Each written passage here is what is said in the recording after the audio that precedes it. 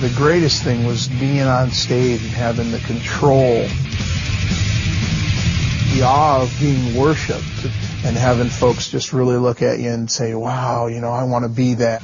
As leader of a heavy metal band, Kirk Martin projected an angry, wild image on stage. And getting just thousands of people to scream profanities, that was the biggest rush for me. Offstage, people just found him mean. I was so filled with hate that I would project that hate at a lot of people. Two of the band members, when we were on the road, just decided they were just sick of me and they couldn't take me anymore. And they actually decided to leave the band. But the message in Kirk's music captured the minds of his young audience. My whole intention was to tell people to believe in yourself, follow your own visions, your own dreams, and crush whoever's in your way. Kirk had no illusions about where his growing success came from. I got on the ground and I clawed the earth.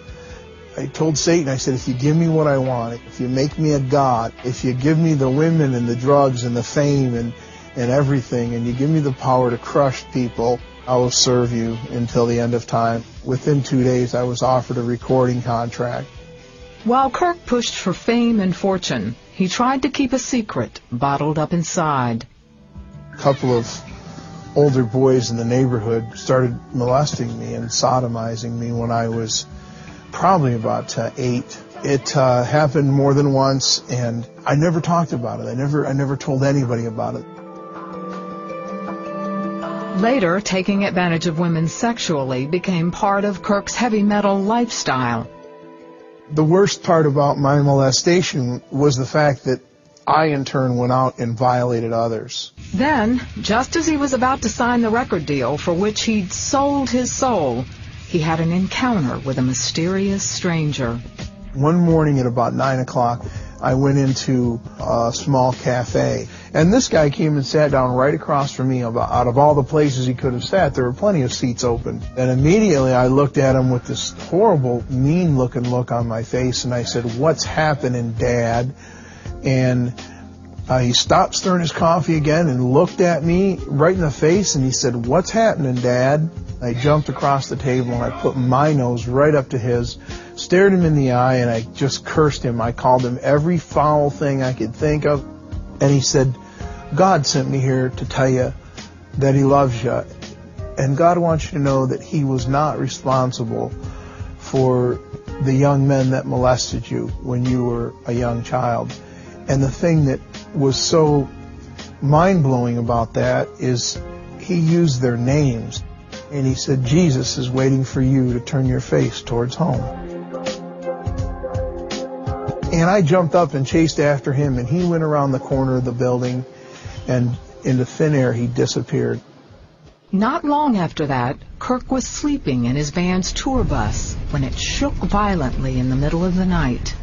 Suddenly, it was like this big shining spotlight came down from heaven, and the Spirit of God himself came into the bus. And I didn't know why I hated God so much. Everything just slipped away, and the only thing I felt was love. I felt accepted. I felt like I was that little boy again before I got molested. I said, "Jesus, change me or destroy me, because I don't want to be this anymore." I realize now that in the presence of God, sin and hate and ugliness there's no room for it. It has to leave, and all these things began to leave my heart. Kirk cried himself to sleep, and when he woke up the next morning, everything seemed different. The grass was greener, the sky was fluffier, the clouds were beautiful, and I was different. Kirk never signed the contract for the heavy metal record deal. I had everything in my hand, everything I'd ever wanted, just sitting right there, and all of a sudden I didn't want it anymore. And I left everything and never went back. Kirk found a church in his hometown and began to grow as a Christian. A Christian counselor also urged him to seek out the young men who had molested him and forgive them. I did find them. I don't know if you remember me or not. And I said, "Why did you do this to me?" And then they began to tell me the story of how someone had violated them. The one young boy, how he had found a pornography magazine, and that's what led him to abuse me and then invite the other boy to abuse me. They had given their hearts to Christ. We sat down and we cried and we hugged and we talked about it and we prayed. That's how I got past all that. Over time, he found his musical talent moving in a new direction, writing and performing worship songs. He and his family travel around the country sharing the miracle that changed Kirk's life. My wife is just a treasure.